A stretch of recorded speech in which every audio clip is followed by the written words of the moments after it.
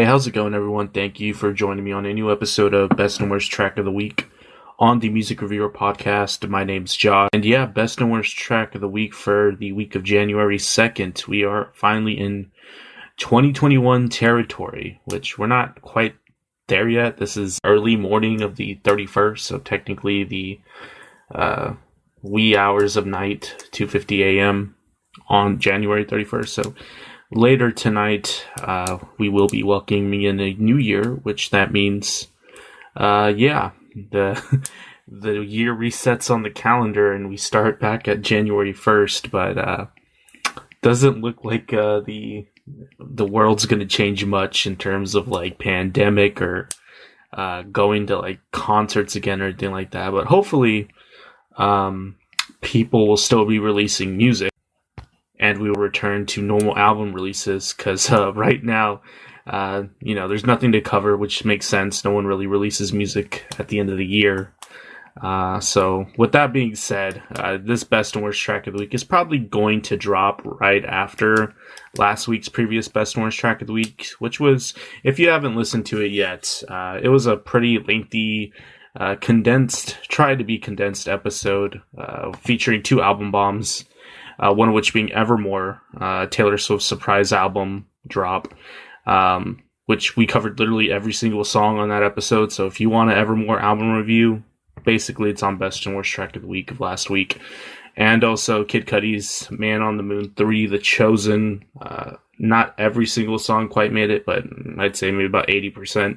So also dropped a full-length review if you want to check that one out. Had some thoughts on that album. Pretty lengthy episode too, with some, a lot of analysis, quote unquote analysis, but also a condensed version of the album review on that Best and Worst Track of the Week.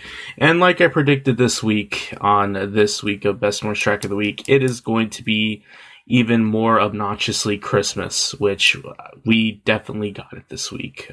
This was the week that covered the week leading up to Christmas, or the midst of Christmas. So yeah, this week kind of seems a little redundant. I don't know if that's the right word. Kind of feels like it's already old news because Christmas already happened.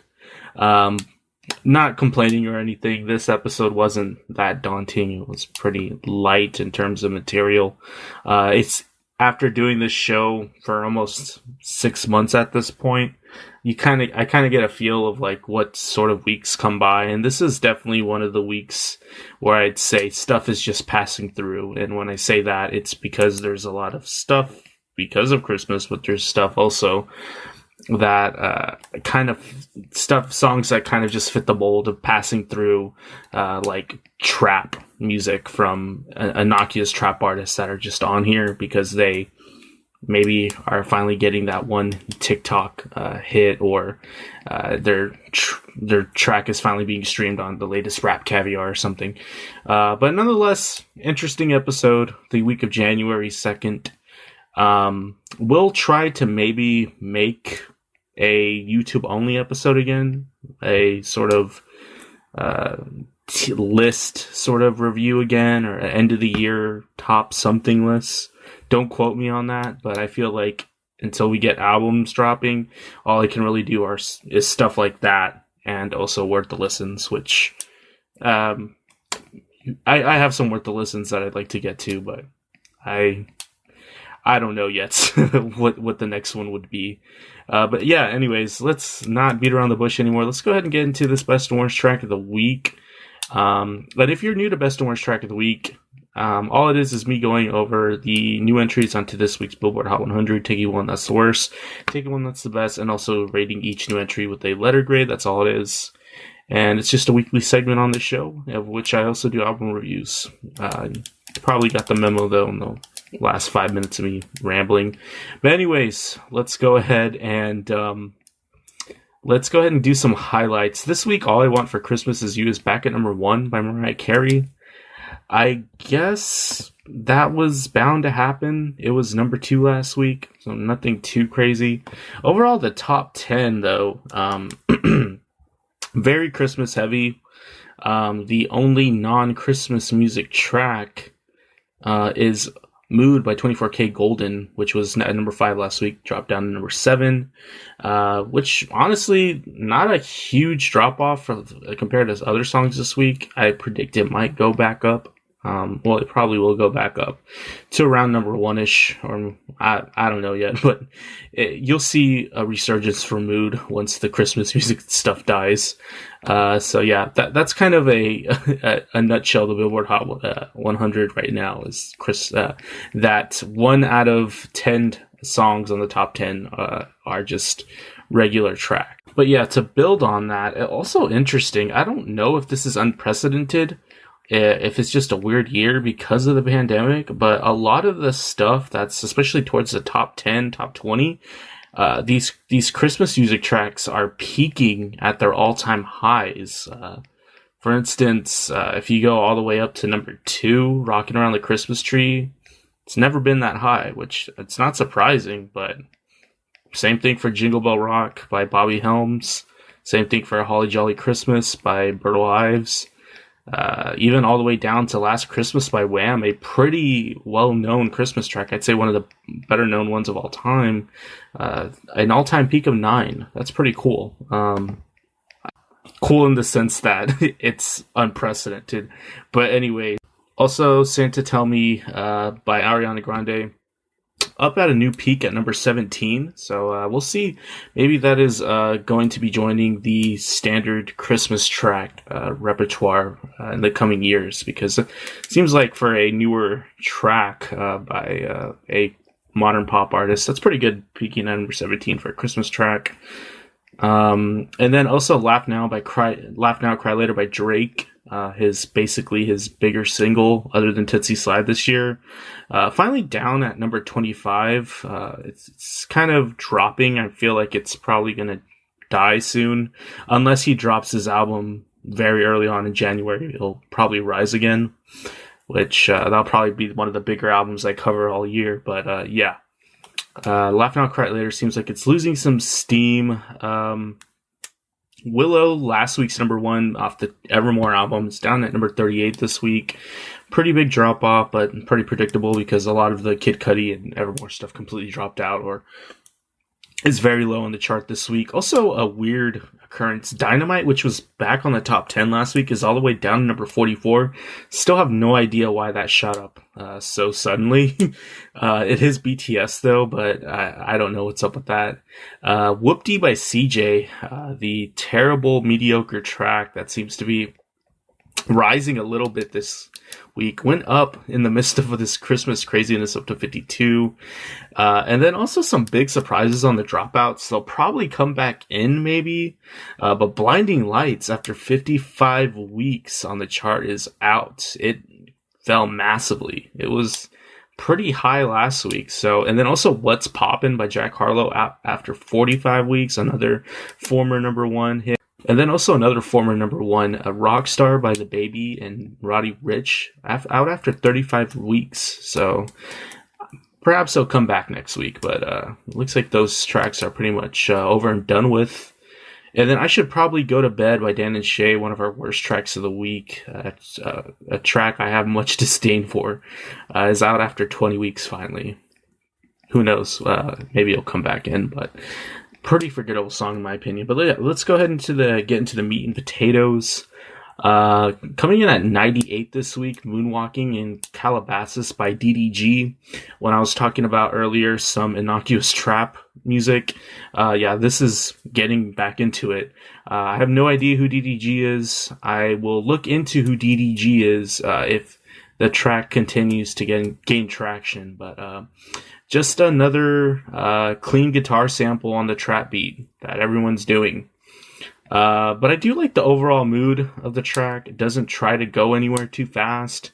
Definitely a little undiscernible in terms of like other trap contemporaries. I can't really see what DDG is doing that's different or out of the ordinary. The deep sub bass on this track, on this beat, definitely has a nice balance of having like presence and not being too overbearing. I did like that in terms of production. But the track is pretty one-dimensional, especially on the instrumental. It's just the same chord progression and melody on that clean guitar track. with no development. So pretty boring track once you get down to it, but I give it a B minus. Next track was at 93, Backdoor by Lil Durk. I thought this track was pretty typical of Lil Durk. I'm starting to get the gist of what Lil Durk does.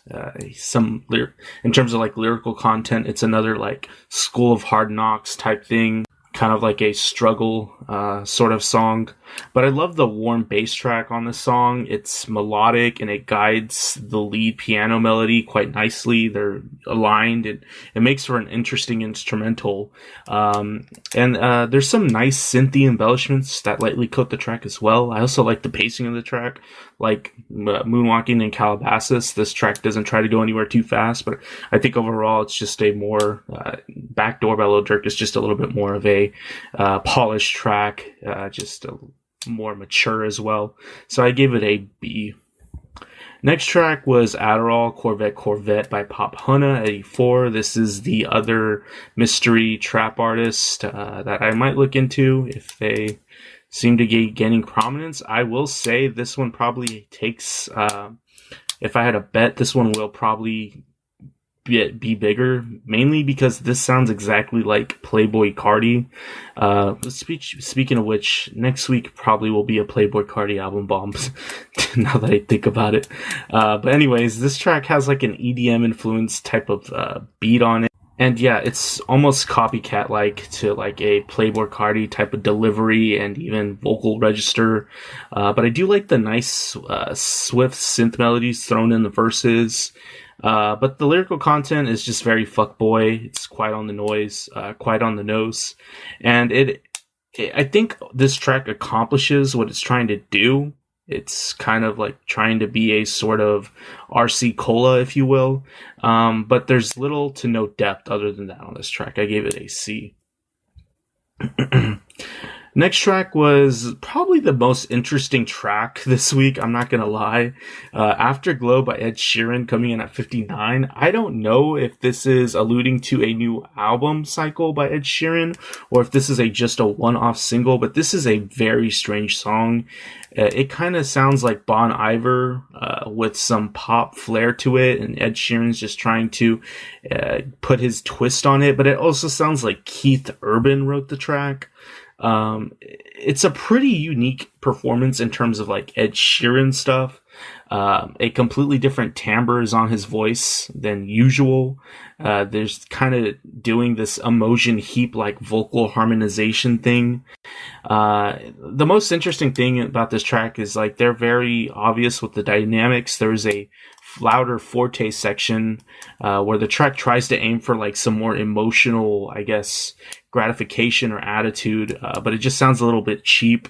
There's some pretty synth tones on this track thrown in, but the vocal mix just sounds hideous. I really don't know what they're doing here.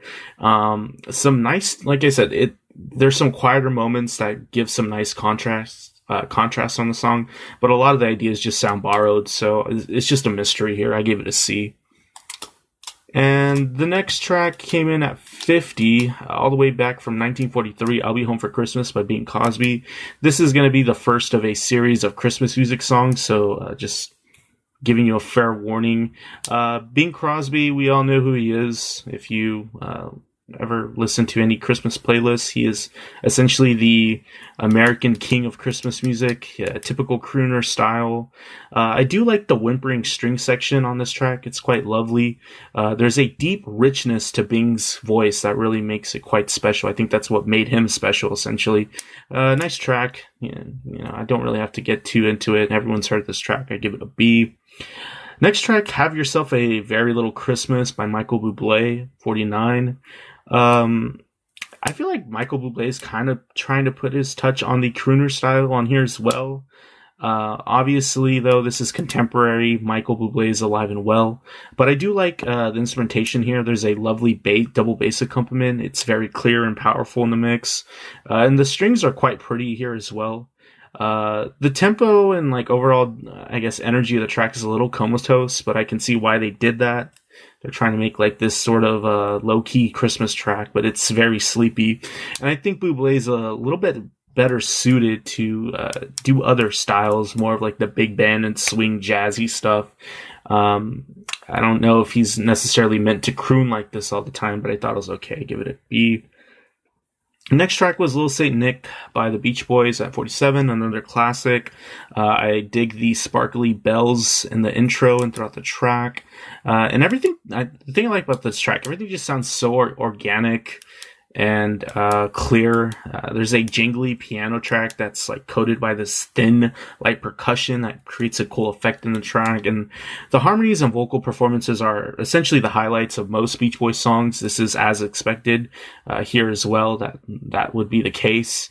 They did the thing on here. It's obviously a good track. I give it a B+. Next track was Santa Claus is Coming to Town by the Jackson 5 at 46. I love the funk on this bass line.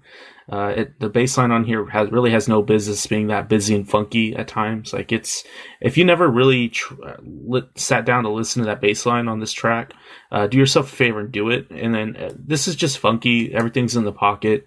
I never really noticed some of the more interesting voices on the track buried in the mix. There's a lot of interesting voices in the vocal harmonization, I guess, by the Jackson 5, some, very low end, bass, stuff, and then also some mids, that are sung quite well.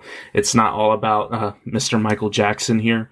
But anyways, also there's a interesting guitar melody at some point in the track, which is a really nice guitar track that's in this track. That's pretty interesting that I never quite noticed. I give this track a B. Next track was This Christmas by Donny Hathaway, 39. I want to say this is maybe like some Motown stuff, but don't quote me on it. It's this funk and R&B Christmas track, Earth, Wind, and Fire-like. Some lovely smooth vocal. The track features this lovely brass section passage that has a lot of charm that is perfectly balanced. Also, the typical soaring string section in the second verse that adds some flair to the track, and another killer bass performance on this track. Dig the bass line on here, solid. Bit dragged out towards the end, but not bad. I give it a B. Next track was Mele Kalikimaka, Merry Christmas by Bing Crosby and the Andrews Sisters at 36, another 1940s staple, I think. A little confused by this. I always assumed this was sung by Elvis, but I was obviously wrong. But yeah, we don't really need to know much about this. Bing Crosby's the OG crooner. I'm just not really sure how I feel about this track because I never really grew up listening to Mele Kalikimaka. But I like the light percussive elements on here. There's a nice and punchy double bass accompaniment as well. Pretty standard of the times. It sounds exactly what you'd expect. I like the brass section interlude towards the latter part of the track. In my opinion, it's the highlight of the track, and it's not bad. I give it a B.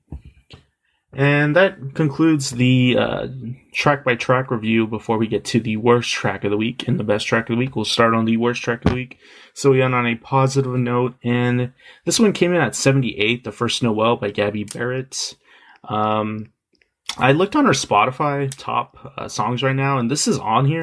Obviously, the Gabby Barrett fans think this track's a big deal.